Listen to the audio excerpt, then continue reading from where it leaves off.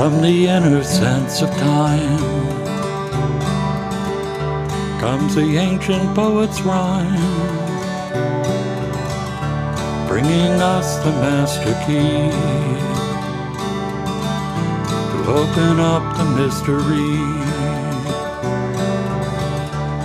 From the depth of time and space, we arrive in quiet grace,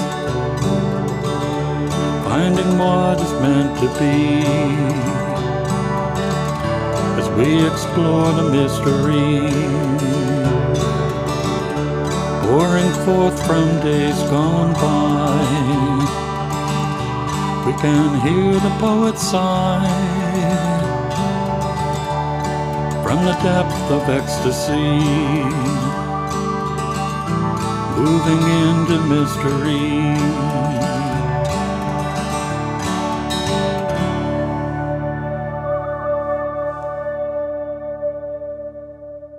Hello and welcome again to Creative Connections. I'm your host, Gary Blanchard, and today my guest is Carla Newmark, musician, musical director, and just about everything else. Person. Yes. So, how did you get started with music? I was born and raised in Oasis, California, which is a ranching community in the middle of nowhere, deep in the Coachella Valley. So there weren't many neighbors. There was one store which was like the classic old timers with the wooden step and the screen door that, Okay. And so, there was not a lot to do. This was the same place that my grandfather had raised my mother. And we grew dates and oranges and tangerines and grapes, and we had all olive trees and fig trees. And but boredom was a problem sometimes. And my whole family was musical. I straggled onto the family on the last two of five. So so my oldest sister, who was 18 years older than me, was she was a wonderful singer, and my father accompanied her on the violin, and it was wonderful. When they went to the town of Coachella and participated in the musicals there. But by the time I came along, my dad was old and tired of, his knuckles hurt, and he didn't play violin anymore. And he left and became a fruit tramp, which is a person who follows the crops. Okay. And so that left me kind of there in my own mind a lot, I found. And so things happened to me there on the ranch in the middle of nowhere that I didn't feel like I could say, especially at 2 years old. Right. So I sat at the piano and told stories, and I just did that a lot. Okay. My brother and sister, I had an older brother and a brother after him who took lessons and played the piano. And then when I got about 5, I began taking lessons, and I just was really good. I progressed it was the Sham series that I progressed in, and I progressed and I passed my brother, and my mother said, "Oh, you can't get too good or your brother's going to quit or your sister's going to." So but I just had to do what I had to do, And in some ways it helped me have a place, because people did recognize that I played well, and I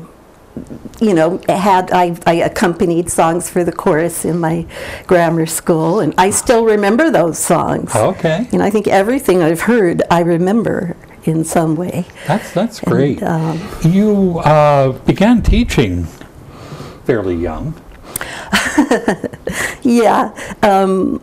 That was in high school, I think, my first couple of years in high school. My mother had given up because she didn't know what else to do with me as far as music. I'd been gone to the University of Redlands summer music program, and I was the youngest person there, and then my music teacher, my piano teacher, had a nervous breakdown, and I no longer had her. So my mother gave up my training and my future to the band leader at Coachella Valley High School, who was Mr. Pointsky. And he's the one who started me on teaching lessons, both piano and guitar. And that interested me because I didn't realize that you played guitar. Only very little. I mean, I remember a lot of the chords, but I don't have the coordination. For guitar. My coordination is definitely piano. And you know, it's a very different thing between holding your hands like that and holding your hands like that. Yeah. I'm primarily a guitarist, and it feels odd for me to be at the piano. Yeah. And it's probably the opposite for you. Yeah, although I can understand how the chords are built and the fretboard and everything like that. But my fingers don't like to do that, you know. And strumming. Yeah. What's that? And I've got to say, I saw you playing piano for the Ware Community Jazz Orchestra. Yeah. Jazz band. And it was so much fun watching you because you were obviously having a grand time playing. Wow. And it was so nice to see somebody playing with such enthusiasm. Well, that's the thing I love. It's the thing I am. It's the thing that's helped me survive through the ups and downs of my life. So if I didn't love it, I would be pretty dumb, you know. Okay, yeah. I mean, I do love it, and I love the rhythm, and I love being inside the song, you know, and hearing all the other sounds going along and doing my part. And okay. Yeah. So is there a style that you particularly like playing, or? It changes. I mean, I began as a classical pianist, and that's what I went to college for, is piano performance. And so I have lots of dexterity and you know, can get around the keyboard really well. And I love classical music, but then, you know, I love rock and roll. I was a punk rocker back in the day, you know, and the hippie music, hey, that was new wave, jazz. Now it's jazz. Okay. You know, the only genre that I really had trouble with was the very, very old country. Yeah. Even now I like it, and my granddaughters show me rap music that I can find something about that I like. I don't always like. Well, you know, and we're not going to like everything of everything. Yeah. But I think it's great when you can be open to the fact that there might be things in this type of music, even though I don't like it as a genre, I can appreciate parts of it in some songs, some artists. Yeah. Well, I remember my you know, my parents and grandparents, you know, what are kids coming to? That music is noise. And I thought about it. I mean, I thought about all the things that people said to me. And I thought, well, it's not noise to me. Why are they saying it's noise? And I thought, if somebody, you know, when I get old and I'm faced with that, I'm not going to say that because I know that it means something to someone. Right. You know, my feeling is I may not appreciate it, but it doesn't mean that there's something wrong with the music. Exactly. You know, well, so I am happy to see more orchestration and more musical lines coming back into. Right. Yeah. And I think, you know, it's a growth. You know, and it really grew out of people using what was available, which was riffs from other records. And, you know, it eventually, you know, just as, you know, rock and roll went from Little Richard banging on the piano to the Beatles with a string quartet, you know, I think hip-hop music is going through that as well. It's all an evolution. And, you know, classical music, the church music and classical music was the beginning of a lot of that. I mean, you look at Gregorian chant and all the things. those kinds of music, those genres, still have importance with the music today. Right. I mean, some of the fundamentals that we use are grounded in classical music, right. the forms of music and sure, things like that. Sure. So.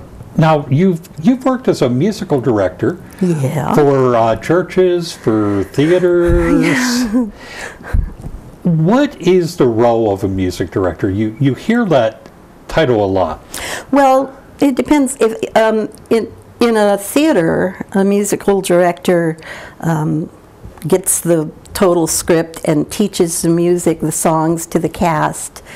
And in my case, the musical director could either hire the musicians and play, what their own instrument themselves and do it that way, or direct to the show. Right. So usually I played the piano myself for shows, and there were some shows where piano was the only instrument. When I first started out at Ware Community Theater, they couldn't afford instruments, so it was just me on the keyboard. Okay. Which, it's very challenging, and, you never feel like it's perfect, but... Well, yeah, I mean, there are limitations to it, but on the other hand, it allows the show to go on. Yeah, and I think the actors had successful shows.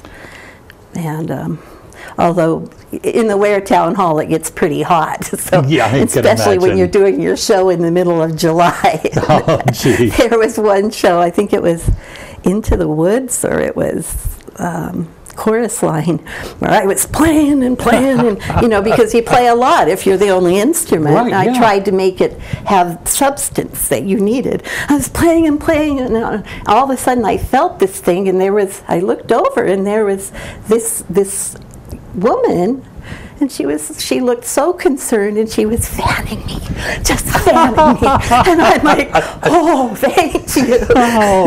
Oh, that's a wonderful story. Yeah. So, I one time did music for a play, mm-hmm. and it's a wonderful experience because you get to watch the whole thing come together. You do.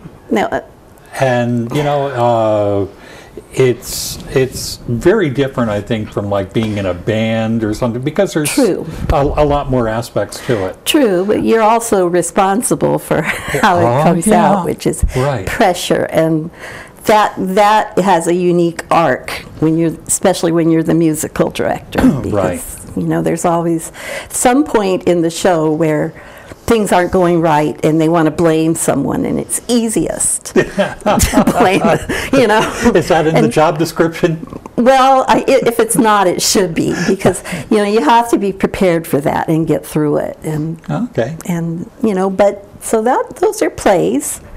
I think the funnest play I did was called Brecht on Brecht. Okay. And I did that in Hollywood, California, well, actually Silver Lake, at a Equity Waiver House called Scorpio Repertory Theater. And so Equity Waiver Houses mean that you have equity actors come in, and they waive their fee. Okay. So we had actors, real actors, and it was me with the piano in this little black box and no other instruments. So I hooked up some contraption so I could get a harmonica up here and played it. I mean, Brecht is really great. He has songs like Moon Over Alabama, and just some really fun songs that you can do creative things like that with. So it was a lot. Ended up being a lot of fun to do that. Sounds like it would be. Yeah, I'd love to do something like that again. Yeah. So how does that differ from being a church music director? Well, with a church music director, you're responsible for the music, the weekly music in the church, which means you lead a choir, and the choir has to be prepared on special holidays or special Sundays to do better music than usual. And you also play the music for like the introit and the extroit and all that, just all the service music, the incidental music that comes in the middle of the service. And then you do whatever else the church people tell you to do, basically. Yeah, so it's a whole different set of demands. Yeah, it's completely different. But I grew up in, knowing church services. I think I've been to just about every denomination there is. Okay. I guess you did not need to use a harmonica for any church services. I didn't know. Thank God, because I really can't play it. It was just in and out. That's how I play. You were leading a community vocal choral group at one point. And what made you decide to do that?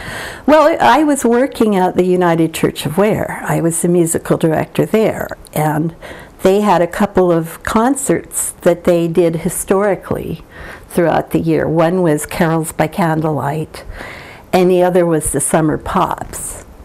And so the first year I started working there, I was very excited to do Carols by Candlelight. And I got participation from members of the community. Mostly it's people who had already done it, which, okay, I'll come back, and if they have a good time, they'll come back the next year, or they get sick and can't come back or whatever. So the Carols by Candlelight was pretty set.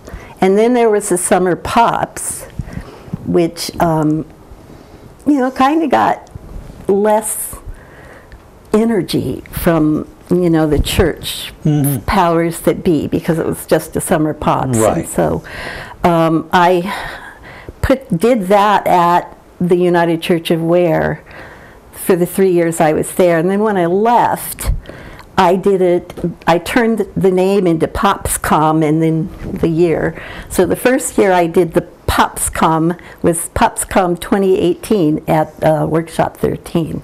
Okay.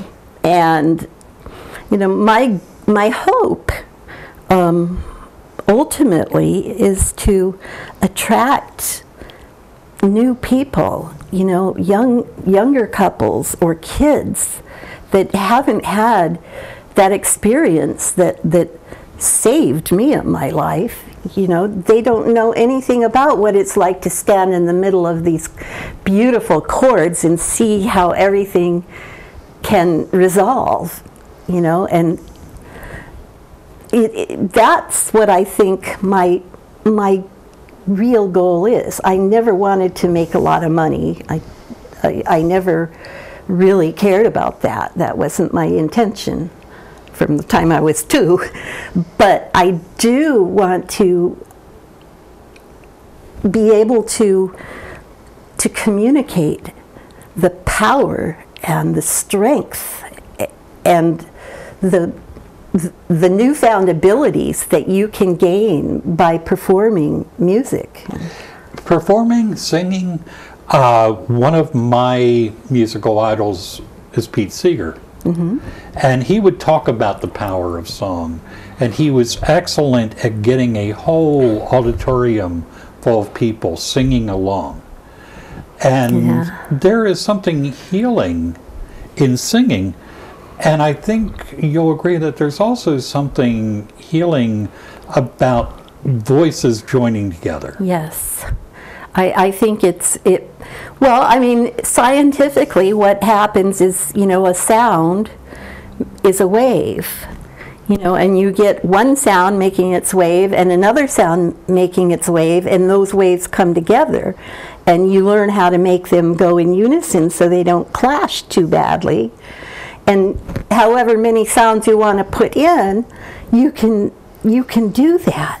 And that's how people learn to work together, They learn to be in harmony. It's not just singing harmony, it's being in harmony.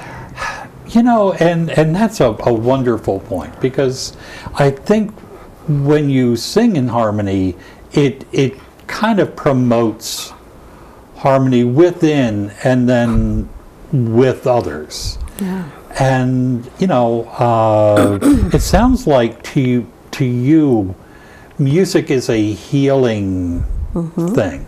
Definitely. Yeah, and it's my happiness. It's, you know, that's, I hear music all the time. I mean, I live in music. I see music a lot. Okay. And, you know, I'm not like other people. I know that. I'm just enveloped in this world that's music, but I want to share some of it. You know, and I think it's a wonderful thing to have something that you care so much about and something that is so meaningful that you say, this is too good to keep to myself. You know, there's other benefits. Let me extol the wonderful benefits of singing. Please do. Yeah, I have asthma, and I have a pretty bad case. I carry around an EpiPen with me because I've been known to have attacks. Well, in spite of having asthma, my lung capacity is 120% of normal. Wow. I had a doctor tell me that just a couple of months ago. So it's not been going down. My lungs are strong, and it's because I've been singing, you know, my whole life. I learned, you know, the proper way of breathing and the proper way of singing. But that's going to do me really well, you know, when I'm more ancient, I guess. You know, we're about the same age, so you're not ancient. Yeah, right. You could say that. But, you know, and, you know, singing in a group is teamwork, you know, and I don't want to downplay the importance of something like sports. I know how important that is, and that's great teamwork and muscle building and strength and camaraderie. But there are some people who cannot participate in sports. Either they're not good at it, or they're not healthy enough to do it. And music is a great alternative, and it's hard for me to understand why people who can sing well or sing in a group, you don't have to be able to sing well to sing in a group, you know, but why they're not, you know, put up on the same kind of pedestal that a sports figure is. Yeah. It does feel sometimes like the arts are underappreciated. But, you know, I think it's wonderful that you have this passion for the arts that you spread. Anybody who would watch you performing, for instance, as I say, with the community jazz band, would have to see the pure joy that music was bringing you. And, you know, that's such a wonderful thing to see, because there's sometimes it seems like there's so little joy in life. Yeah, well, thank you. And when somebody can really go into that joy and then exude that joy, it becomes contagious. Oh, that's good to hear. Well, my grandmother, who lived in Oasis on the ranch, and had always dreamed of being a preacher's wife, and became a preacher's wife, except for my grandpa was real eccentric and couldn't hold a congregation. She always said, brighten the corner where you are. And that's what I've tried to do. You know, you have to let what gives you joy and what gives you energy show. At least I do. Right. So do you still teach? I'm thinking about going back into teaching. I kind of gave it up because due to some injuries that I had, it's hard for me to be real organized. And I've managed to, you know, be organized enough to do a concert or do a play, and I let people know and I get help. Yeah. You know, but teaching piano, I'm trying to build myself up to it. You know, and it's good to be able to see, okay, you know, these are my strengths, and these are the things that I need to work on. Yeah, well, I've had a life that has given me some, opposition, some things to overcome, hurdles. Yeah. And you became a widow rather young, didn't you? yeah, I was 30. Okay. And had a young child? And Yes, I did. so, you know, you had to become that single parent. I didn't do it very delicately, I'm afraid. Well, you know, parenting is one of those things that everybody thinks should just be this natural thing.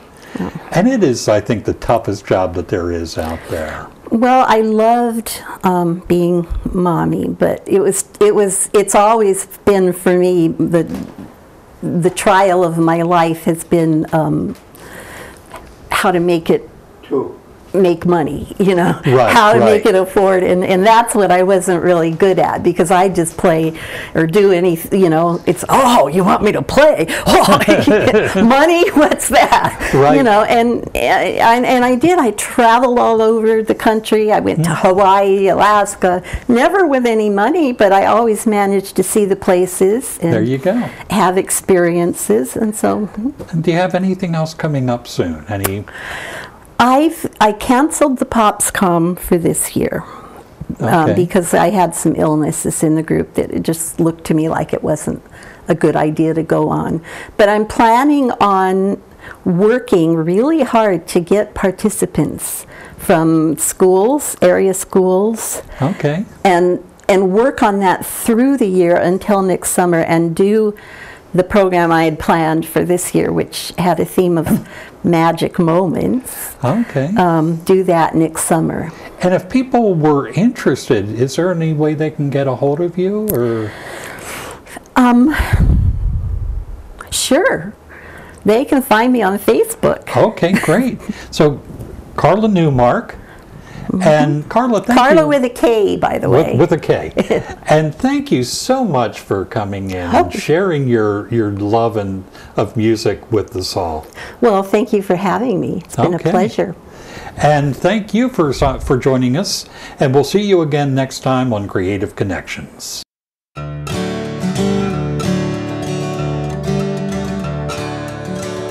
From the inner sense of time comes the ancient poet's rhyme, bringing us the master key to open up the mystery. From the depth of time and space, we arrive in quiet grace, finding what is meant to be. We explore the mystery, pouring forth from days gone by. We can hear the poet's sigh from the depth of ecstasy, moving into mystery.